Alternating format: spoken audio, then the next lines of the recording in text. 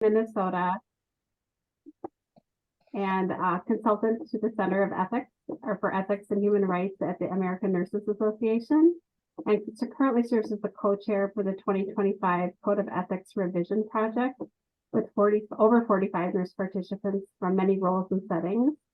As the Associate Director for CEHR from 2006 to 2017, she served as a content editor, revision coordinator, and co-lead writer for the 2015 revision of the Code of Ethics for Nurses with interpretive statements, and in 2006 retired from active duty with the Air Force after 30 years.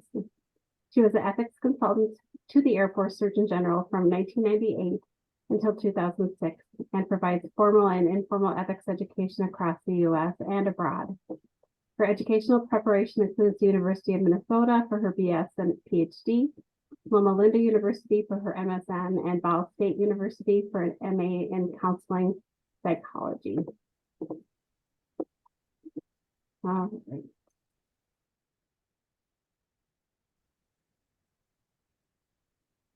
What do you see?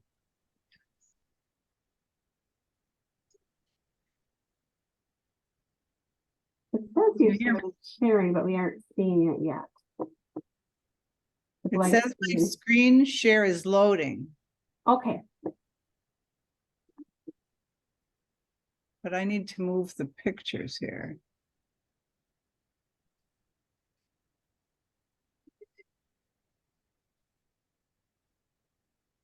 Okay, do you see my slides?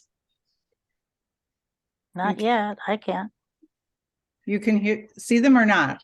No, we see Martha Turner has started screen sharing, but we see a black screen that says that, and we don't see your slide. It says my screen share is loading. Huh. Do you have her slides, Kathy? You are using enhance. Kathy does, it says, but I don't want to. yeah, it says double click to enter full screen mode. Does that say that on yours? I also Martha think was people, able to do it before. there was a recent Zoom update. I think people have had various issues with Zoom too, so I don't know if that might be impacting. Like it was a couple days ago, I think. Martha did it just before everyone else got on, and it Right, worked. it worked fine. Maybe try again. Otherwise, I'll find it.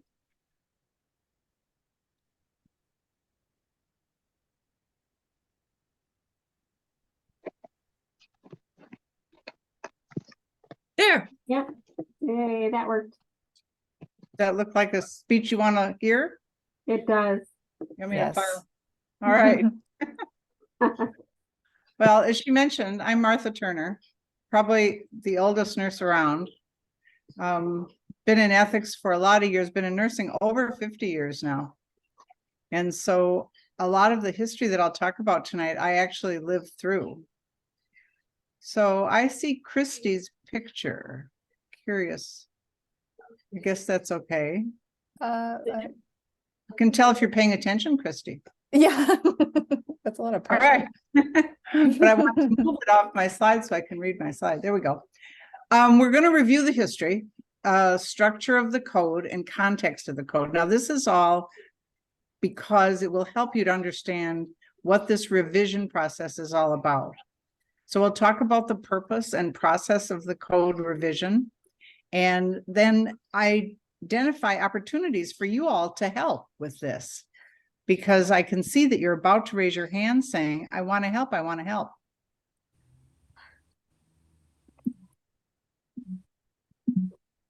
Oh dear, it doesn't want to go to the next slide.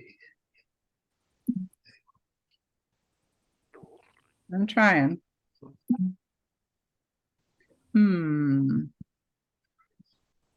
Let's try this. All right. So why do we even have a code of ethics? A code of ethics is specific to a profession, in our case, to nursing. It is tied to our tradition and our narrative and the practices of nursing since its very beginning, since its very documented beginning. It's tied to the social isolation, location, and historical context. Now, most of the nurses in our history were women, And so it's very closely tied to the women's story in history and getting the vote and having a voice and working outside the home, things like that. It's tied to our specific practice, how we were practicing in the homes in the beginning, usually under the direction of a physician. We worked with families and therefore had a lot of ethical exhortation about keeping the family's secrets. But then we moved from the home into a hospital. And so some of our ethics direction changed. It affirms specific values, ideals, and norms of the group. And that's what a code of ethics should do. And ours beautifully does it. If you're in doubt, we have a number of books available for you to borrow. You can see them here on the screen. And they have been published since the 1880s. And if you go through them, you will, if you're as old as I am, some of it will seem very familiar. And some of the rest of it, if you're younger, you will say, oh my gosh, I can't believe they were talking about that. So as you know, Densford from Minnesota has a book, which I was going to bring tonight, but Kathy said it wouldn't work to bring it to Zoom because she wasn't bringing food, so I couldn't bring books.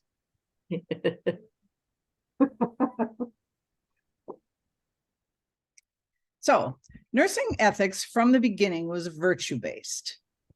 And it's important to remember that.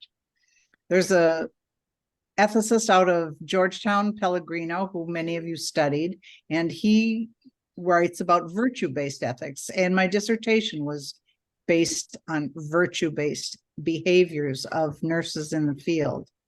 So Benner also addressed this. The good nurse is one in whom technical skill and knowledge combined with practical wisdom in patient encounters. And that's where we come up with the term, by the way, evidence-informed practice instead of evidence-based practice, because the evidence is just one piece of it, but it's nurses' own wisdom that contributes to patient care. Technical behaviors and morality are inseparable. So the two are together. You can't do one without the other. And ethics is visible in our encounters, in our relationships, in the specific moment, and under very specific conditions. Ethical encounters and ethical issues, as many of you know, occur all day, every day. People who would say, where I work, we don't have any, or I'm on the ethics committee and actually it's kind of boring because we don't have anything to discuss. You're not awake to what's going on around you. We start learning this by our mentors, by our professors. The virtues are initiated in the pre-licensure education phase by our mentors and professors. And I was fortunate to have lunch with my dissertation chair yesterday, who has been a part of my life for so many years. And certainly, even though I had my license when I started studying with her, she was my mentor in ethics. She might even be on this call, actually. So how long's this stuff been around? 1893, 1926 are some of the first documentations of ethics. Many of you have memorized or have tattooed upon your body the Florence Nightingale Pledge. I can't see you, so I don't know how my jokes are doing. Can't imagine what's going on here. There we go. Can't really speak if you can't see the audience.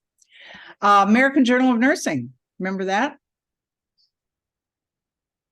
Oh my gosh, 1926. Yep, 1926. Wow. Code of Ethics. So we were the first. We were very definitely the first profession. So when other folks look at our code and they read it and they say, well, the AMA code doesn't say this, or the public health code doesn't say this, it's really because they have not been around as long as we have. Oops. Trying to advance it the wrong way. So 1869, the trained nurse. Now, I long ago chose to stop using the word nurse training because nurses are educated. But this publication was consecrated to those who minister to the sick and suffering. A nurse's duties to herself. Now, I want you to remember that. Many of you are saying, no big deal. We know that's the fifth provision. Get on with it. But you will see this come back in the fifth provision. Isabel Hampton Robb is another name familiar to some of you. This is so crazy. 1940, we kept on writing. 1950 again, tentative code. Now this code remained tentative. It was never actually acted on by the ANA, and so it never got to be something that was published in a final form. But by 1950, they had made progress and had published it. Now, if you can read the tiny print, I'll show you this in another slide. There are 17 provisions. And right now we have 9. Some of them have been combined.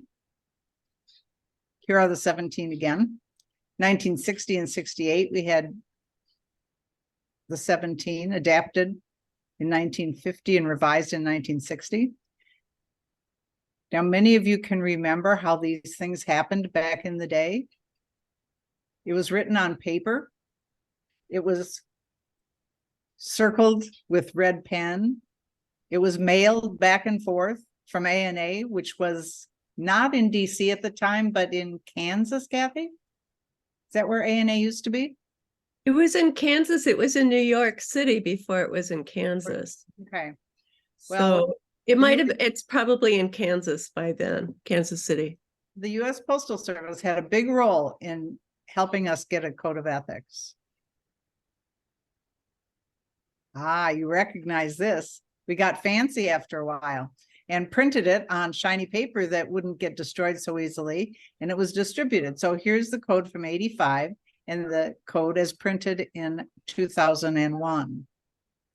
You see the title here has become what we use today, and that's Code for Nurses with Interpretive Statements.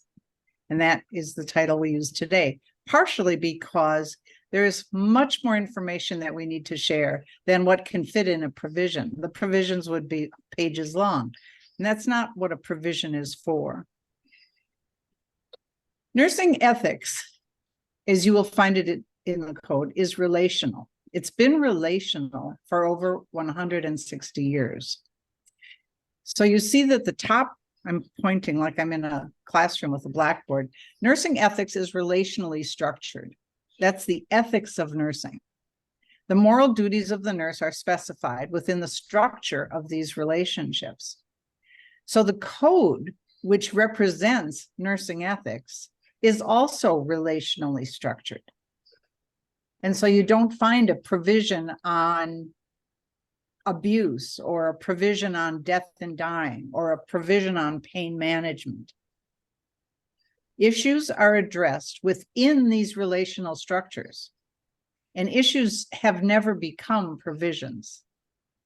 It is tempting these days to write a provision that is an issue because we have so many major issues to address. Nursing ethics has been structured, and I told you there were 17 in the earliest iterations. The 2015 code, which is the last one we have, you see it here. It's structured nurse to patient, and the patient is indeed the families, the communities, and the populations. Nurse to nurses, nursing to colleagues, nurses to ourselves, and nurses to our profession. And then we have provisions on nurse to society, as well as nursing to society. So it addresses us as individuals, and again, as a profession as a whole. The code is a living document. You ask, why are we renewing it? Why are we rewriting it? Seems fine the way it is. It always answers my questions. And many people really can find their answers in the code because it has such good language.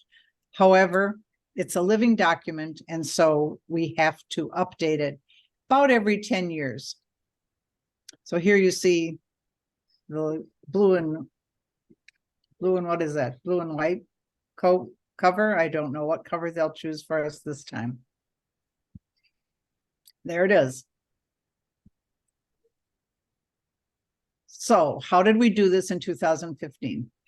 Well, we had technology, but not as sophisticated as it is tonight. The biggest change from 2001 to 2012 was indeed technology, and many of you helped with that.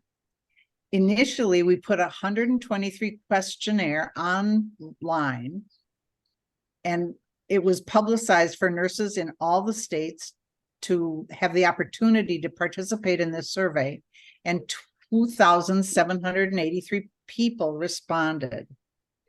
So the questions they were asked were in every provision. Does this say what you want it to say? Is it missing anything? How would you rewrite it? Do you see any mistakes? Are there any words that are no longer meaningful to us in nursing?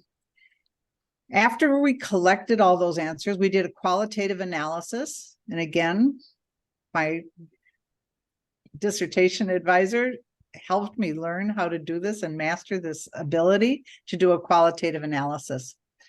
And the goal that we had set was to retain what we could, keep what we could, and change what's necessary. That only makes sense.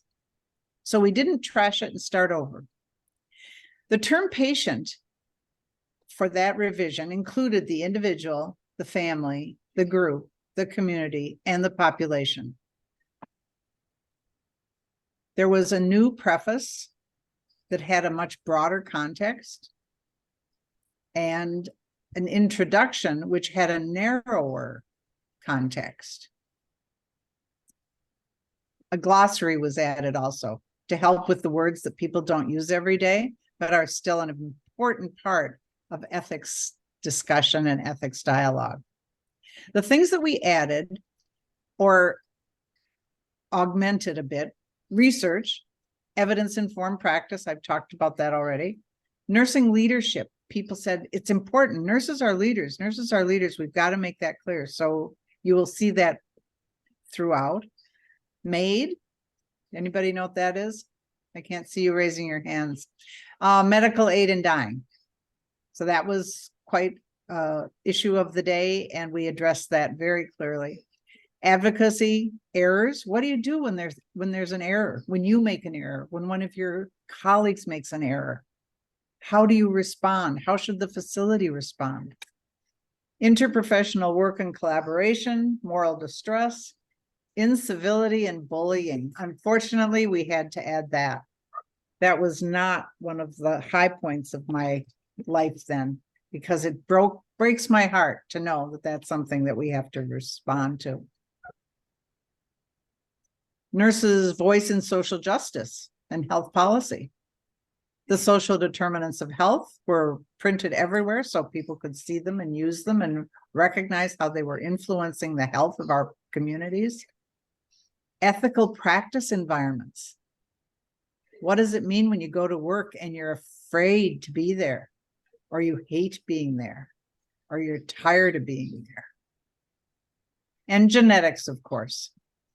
Genetics has been around for a lot longer than the last 10 years, but we did not have it in the code. And to this day, it is not represented very well. You can see it a little bit. I lost my cursor. I'll behave. So 2015 revision, purpose and goals. So we're revising the 2015 code for 2025. That's our goal, is to publish it. When we worked on it in 15, we started 4 years early. For this one, we're starting 3 years early. So we're going to build off the 2015 code. There are co-chairs, and I am one of the co-chairs. There's an expert panel, subject matter experts, and we're going to develop guidance and identify ethical challenges that are for the populations that we serve and the nurses who work with us, and for our entire profession. This ANA code revision team. So that's the co-chairs, the expert panel, and the writers. There are 20 writers also helping. They will share relevant ethical issues, values, and goals, and develop what we hope will be a robust code that will strengthen and foster our ethical actions for the years to come. We're trying to think ahead and realize that it has to work for the next 10 years. And you know how fast things have changed in the last 3 years. I mean, we'll be lucky with some things if they can last till Christmas. So this is what it looks like. Always nice to have a diagram, right? So you can see my pointer, or you can't? Yeah, your pointer. Okay. Yeah, yep, I can. So the co-chairs, that's Liz and Kara at ANA. So there's some ANA staff as co-chairs, and then Marcia Fowler, who is a professor and scholar of nursing ethics, and Jennifer Bartlett, who's a professor down in Georgia, and Daniela Vargas, who's up in California and has done a lot of work on racism. So we are the co-chairs. Where did it go? Anyway, the ANA staff is helping us. These people are double-hatted. Liz, by the way, is at the moment probably having a baby. She was due yesterday or the day before. Haven't heard. I hope we will hear. Sarah Simons. Wow, what a gem. We could have used her 10 years ago. She's a techie. She helps with all of the technical stuff that we use, SharePoint and share this, and makes everybody able to work on the same document at the same time. Carol Bickford, many of you know, the standards, scope and standards maven, who has been with ANA for a very long time, a brilliant mind, and is a great person to have working with us. This expert panel, I told you about 20 people. The writers are another 20. So we have about 45 of us working on this. About 20 people are subject matter experts in their own area, like LGBTQ stuff, or racism, or Native American issues, or rural issues, or prison issues. So subject matter experts in those specific areas. And then the other 20 are ethics experts, have advanced education and practice in ethics. The ANA departments, as you might imagine, are keeping an eye on us. Make sure we stay within the boundaries of our job here. And these committees over here on, why does my keeps disappearing? Anyway, the yellow box, which you can see, is interested partners. And that's what we will end tonight with, because we would like all of you to become our interested partners, which is a formal thing to do. No meetings, won't take much of your time except the time it takes you to read our drafts. Okay, little guy, come back here. All right, the code is a foundational statement, but there are others. Contrary to my beliefs, which is it's the only one we need, there are people who would argue that we need position statements. And they argue that because the position statements, as you know, if you use them, explain in greater detail and depth what the issue is, like conscientious objection, pain and suffering, use of restraints, things like that. So there's a long list of position statements on the ANA website. Practice standards: who, what, where, when, and why. That's what the standards tell us. The specialties tend to develop practice standards, like oncology, midwifery, critical care. Intravenous nurses have a standard, and often these groups also have certification.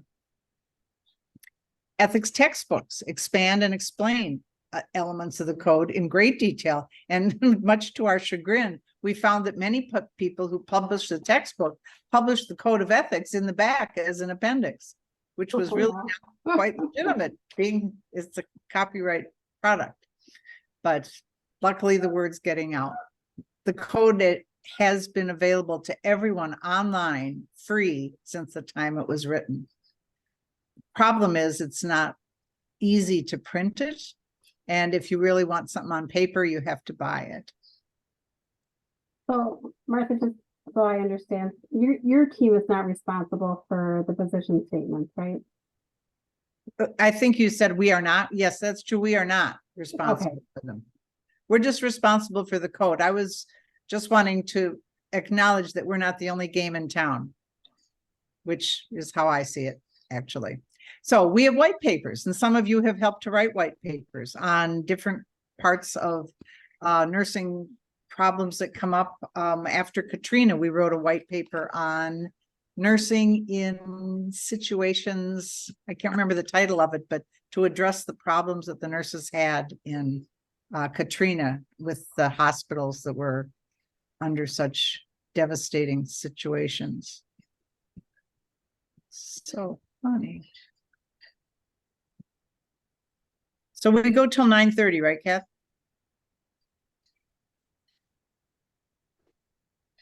Yeah, we go until 8 or a little after. Okay. I'll be through soon, and we'll have a little exercise to see how this works. And then the opportunity at the end for you to be able to sign up to help us. Considerations for reviewing. So initial survey, we asked everyone in this expert panel to read the provisions very carefully after they had read the entire code. Because what happens if you just read one position or another, or you say, this is missing, boy, it should address that, only to see that it's addressed in provision 7 or was addressed in provision 3. So read the whole thing, then read each provision and what resonates with you. What makes you say, boy, I'm glad I'm a nurse. This really makes me smile. What do you think we should keep? What needs to be added to make it more clear? I'm 75, and what I can tell you is people who are 50 years younger than I am almost speak a different language. There are abbreviations, there are different ways of carrying on, as my grandma would say. And so we need to be able to communicate with everybody throughout nursing, and that's everybody from age about 19 up through 90 or beyond. So what needs to be added? What needs to be changed, deleted, missing? What's missing? And if it's missing, does it belong in this provision, or does it need to be added to the code, but not in this provision necessarily? Or is there something in this provision that doesn't belong here and we should move it to another provision? We're going through that right now with research and protecting the patient, because sometimes patients get talked into participating and they don't wish to. And then the other standards of nursing research. So we have to get the right place, and sometimes repetition's okay, but we don't want the code to be 100 pages long either. Some moral issues, clinical topics or issues all get addressed, and we have to identify what they are. The group issues that are grouped under the same moral question can be clustered together and then not put out in what we call a laundry list. There are some asking us to add another provision, that we have relationships that haven't been well described in these 9 provisions. And so we're giving that some thought. There's a style guide that's been developed, and the style guide addresses core tenets. What exactly are we doing here? Let's see. Anyway, we decided to keep the format, so we described the format in the style guide. Have to remember all the time, the code is for all nurses in all roles and all settings. In 2015, we were most insistent that we stick to patient instead of clients or customer or consumer, for a variety of reasons and after a lot of discussion. However, it just doesn't fit everywhere now. And so it's probable that we will use persons and patients and not be consistent. Depends on where you went to school. If you're stuck on consistency matters. And if you use this word, you should use it throughout. We are identifying places where person is better or patient is better. So you'll see both, and maybe even a 3rd or 4th term. And then I already addressed no laundry lists. There's so many isms, you know. There's so many of everything, and you could have a whole page. So for example, let's look at provision 5. I'll give you a minute to read it here. The provision is on the top and the interpretive statements fall below it. And there are 6 of them.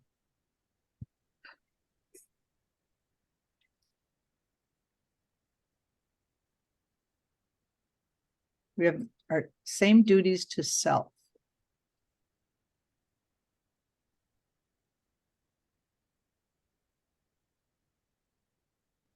Personal health, this was a big one during COVID, as you can imagine.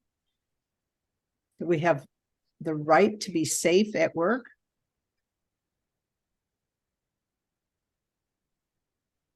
Maintenance of competence and continuation of professional growth. That's an ethical responsibility that we continue with lifelong learning, which is why y'all are here tonight. And continuation of personal growth, recognizing that not everything's book learning or skills. But a lot is. All these new machines, all these new everything, learning new skills every day. So where'd provision 5 come from? This is one of the provisions that is most often argued about in terms of its inclusion. Some people feel that it doesn't belong in a code, that it is too confrontational and has to do with different kinds of shaming if you don't exercise perhaps, or if you continue to smoke, because it stresses that if you ask your patient to do something, you should also try to do it.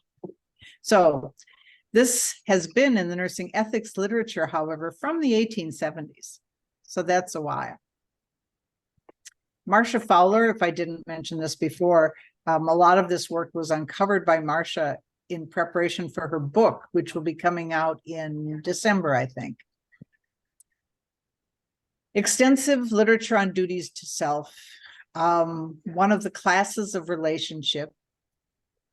Intrinsic good and not an instrumental good. And what that means is that being good is in and of itself something we should aspire to. It isn't something we are because we want to get something else out of it. So it was written about in those days as the nurse as an end in herself, to be a morally developed nurse. Now they use the word herself, of course, because in those days nurses were women. It disappeared from the code in the 1960s. The groups that were working on it then decided this has no place in our code. But there were some who hung on to it, and when it was reintroduced in 1987, it was put back into the code.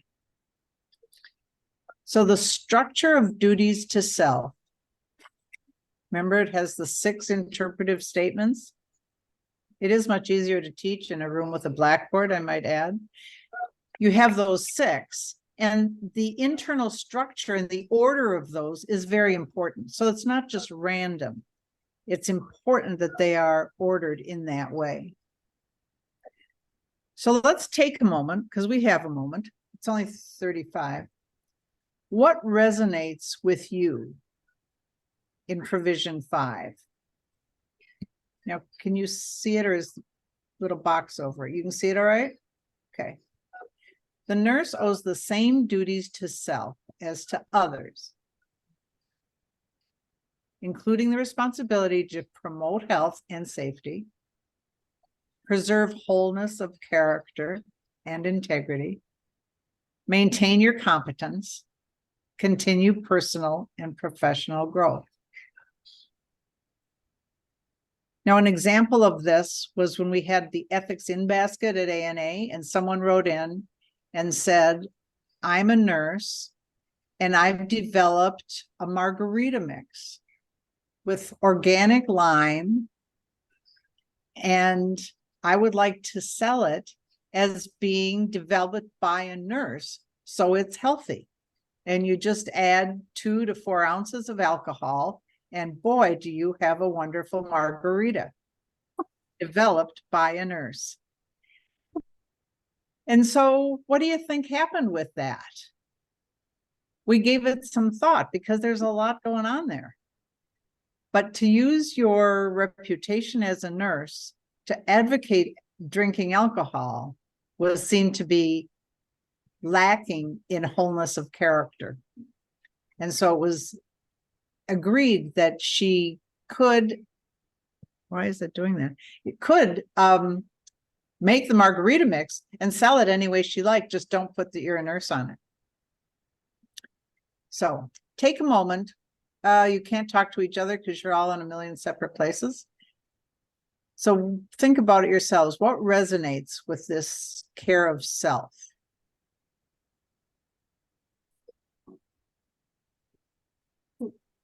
What strikes me is I think back to the time when we were so short on personal protective equipment during the pandemic, and nurses had a difficulty taking care of themselves as they were trying to care for patients. I think there was such moral distress in all of that. That's what came to mind for me. Yes. And to find a balance there. This is where also good workarounds come from, but it's very stressful. And we lost a lot of nurses because of that. They just didn't feel safe. They didn't feel safe going home to their kids. Yeah, you're right. I forgot about that piece. I remember when this was reintroduced to the code and the discussion that was occurring around that, like, how dare we put something about the nurse that has a duty to herself when the only duty should be to the patient, and how remarkable it was that we could actually think about our own needs. And now I'm like, God, I can't imagine what it would be like without that in there, because it's hard enough for nurses to be able to try to take care of their own needs without having this in that actually gives you the mandate that you must. The mandate that you must, it's an ethical obligation because you don't give good care if you are not well, if you're fatigued, if you're sick. We had nurses coming to work sick because they couldn't afford to skip a day of work, or they didn't want to have their co-workers work that much harder because they knew there weren't any floats around to help out. So many reasons that this needs to be in the code so we can recognize that we're doing the right thing. We're doing the right thing when we take care of ourselves.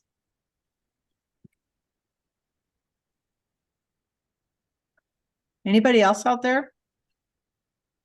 Oh, just had one more thought that, we have a duty to each other as nurses, and I'm not, this talks about the nurse's duty to herself, to a singular thing, but we also have a duty to each other, and maybe that's somewhere else in the code. It is. It's in provisions 3 and 4, but this is, if you are not well, you are not doing the best by your colleagues. If you don't continue developing your own competence, you're not being a good team member. If you have to depend on other people all the time to explain things to you, like how to get your slides up. Right. Yeah. This is Mary. I think of this one too, in terms of the personal and professional growth. The old saying, once a nurse, always a nurse. Even if we're not working or retired, we still have that perspective to the general public. Yes. That's why we have to keep going. And in terms of professional growth, our need for continuing education. Once we get out of school, we have to keep learning because things change on an annual basis. So that's why we have to keep learning what's new, what's happening, what do I need to learn and grow more about, whether I'm working in a particular position or not. So I always like this one. Good. I'm glad. When you receive it as an interested partner to review it, make sure we keep it clearly written for you. This is so strange. The last, I know this computer has a cursor. There it is. All right, again, a minute to read this. This is from ANA about asking you all to be interested partners and to sign up. And there'll be a link, I'll show it to you here, that Kathy will send out to you if you don't get it written down tonight.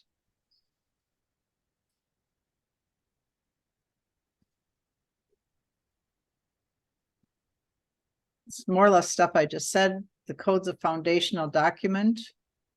It has to be relevant. That's why we're doing this. Evolving ethical and healthcare landscapes. We need you to help us address the things that are going on in our society, in your neighborhoods. Even with the comments of the interested partners, we are going to post it for public comment. You will have the opportunity to review it before the public comment. So the draft will be set up for people to review, and then we will once again do a qualitative analysis of that. Because they catch things that we miss. Martha, I think you spoke about this at a pre-meeting one time, and I know that the U of M is working on this, but I recently attended a conference on AI and just how it's exploded even in the last 4 months. Yep. Is that going to be just sprinkled throughout this edition, or do you see that being something that just is constantly evolving, or Both AI? and. Yeah, it's constantly evolving. It will be an issue that's threaded throughout. We don't yet know all the ways that it's going to affect nursing practice or patient care or pain management or surgical schedules. I mean, if you think of everything or anything in our practice arena, AI will affect it all. And so we will, of course, have that threaded throughout. Okay. Perfect.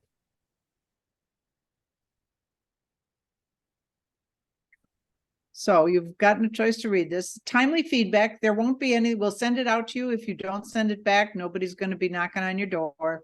There won't be any meetings. You don't have to dial in. You don't have to be anywhere at any special time. We would just like your thoughts. I would like to not have to do this. All right. Submit recommendations. This is self-nomination. This is jump up and say, I can do this. I want to do this. And share it with your friends who you know have interesting perspectives, good perspectives, needed perspectives. And you go to this link and click on it, and it will take you to the site where you put in your name. You don't need any kind of special experience, PhD in ethics, or even an ethics course that you slept through in your undergrad program. But what we would like to know is what you're doing now. What is it? Because we want to make sure that we have all of the different roles of nursing, or as many as we can, represented. Retired, absolutely. You've seen a lot. Plus, you probably talk to people every day who are receiving healthcare. I get more exposure these days taking friends and neighbors to doctor's appointments and visiting them in the hospital and that kind of thing than I did working full time. So the last thing I would like to do is have you all brainstorm just for a minute and tell me, what would you like to make sure that you see in the code? The first thing you mentioned was AI, and I have written that down. Using a pencil and paper, I might add. What else are you anxious to see, or do you know we need help and guidance on in the work area?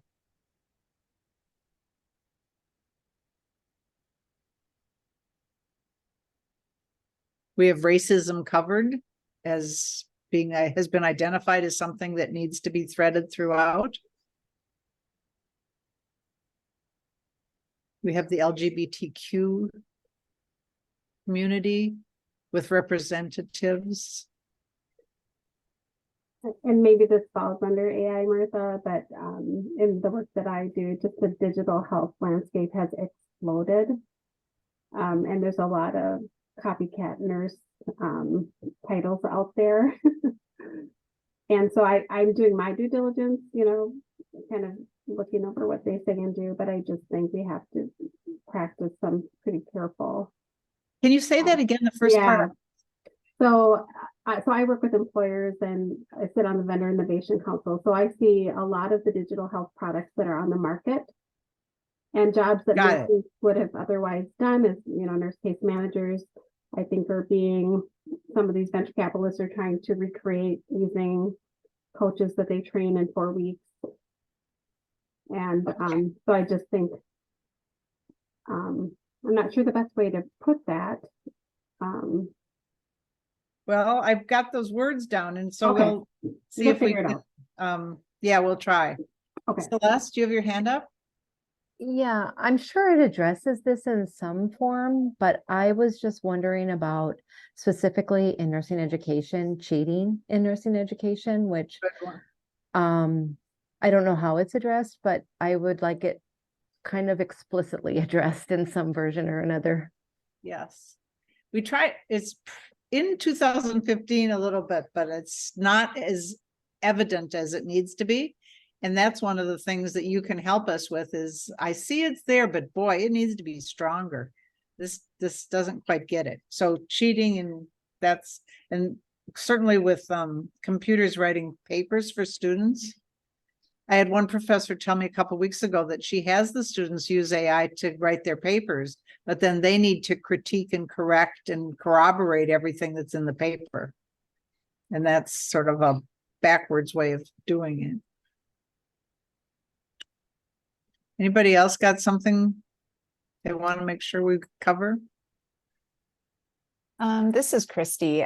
Something that's going around in my mind right now that I'm not sure how it would fit exactly, but something maybe related to the differing laws that are coming up regarding access to healthcare and access to other things that impact health, voting, those kinds of things, both on a federal level, state level, local level, and how that impacts nurses themselves, communities, families, individuals, things like that.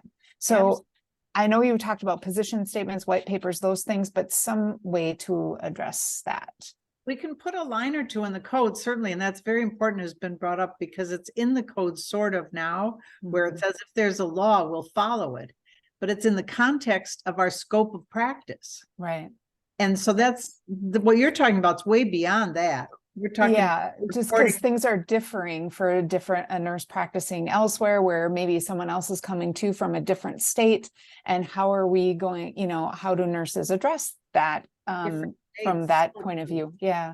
So true. Laws, voting, and reporting, I guess, is what I'm getting from that. Yeah. Hey, this is Ian.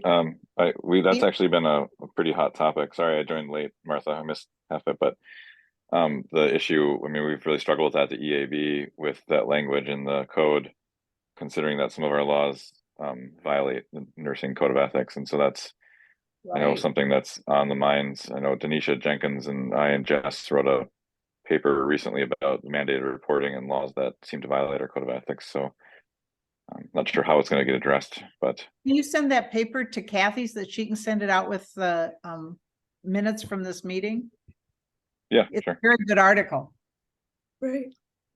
Happy to do that. I was just thinking that one of the groups, if you probably have a representative, but somebody from the Nurse Attorneys Association would be helpful to this process, I think. Several of, or at least two of our members are nurse attorneys, but not practicing in that realm anymore. Liz Stokes is an attorney. And I forget who else in the group is, but yes. And because it's a different perspective if you're working in the field. Right. Because I was thinking about Heidi's comments about title protection. Yes. And and then Christie's comments, and those fit with what we're working on legislatively too. So it all kind of fits together. And can I mention, I've already forgotten, also that we need non-nurses in this interested partner group. So if you have a relative or friend or a neighbor and anybody who would be interested in healthcare and who isn't, if you would ask them if they would be willing to review. I have a couple of professors who are not in nursing or ethics, but they read well, they write well, and they're very attuned to what's going on in our world. So share the link.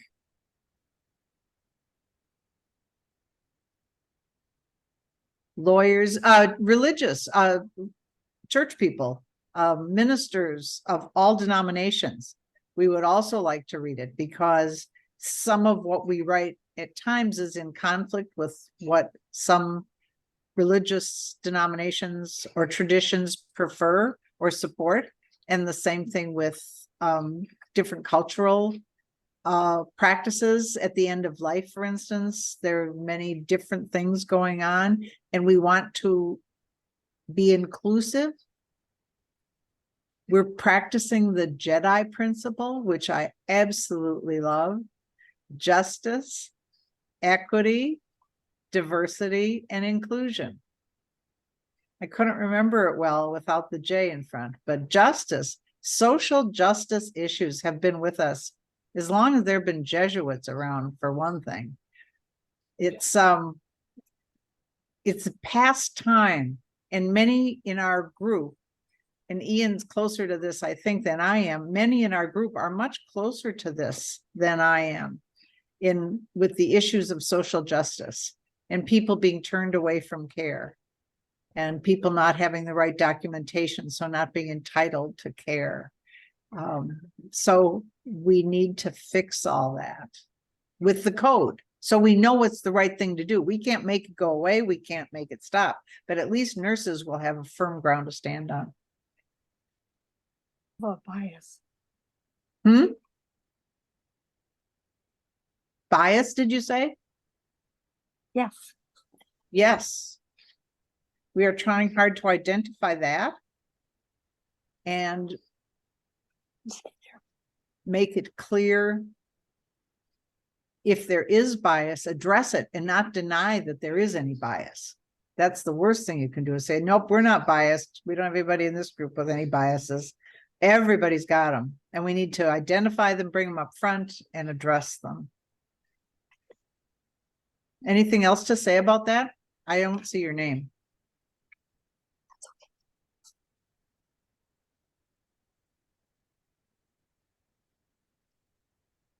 Anybody else? I think, Kath, that about brings us to a close, huh? Pretty soon. Heidi, do you want to? I think that's my last slide. It was. Yay. All right. Well, thank you, Martha. I signed myself up. I'm hoping others will or have as well. Thank you so much for this presentation. Always a wealth of knowledge, and I look forward to seeing this evolve over time. Please reach out if it seems like you haven't gotten the numbers that you need, or the feedback that you need, or the special groups that you need. I'm sure that people in MNORN can help connect you. Even if it doesn't happen at this meeting, we're happy to support you as this work evolves. So yeah. And thanks for joining, Ian. Ian's a part of this group as well. So Good. And Ian is with us. Ian, were you on when someone asked about AI? Yeah, just briefly there. Okay. I assured them that we were paying attention to it and would hopefully get it right. Yeah. yeah, what happened in, every month it's just exponential, the growth is what I'm understanding. So it's just something that's really going to be tricky for us to try to put in a document that's published. So I appreciate that it's something you're going to have to iterate that particular bit. So, all right. Well, thank you. Martha and Kathy will be sending out a survey after this, and after that's completed, everybody will get their CE in the mail. And again, thanks for joining, everybody.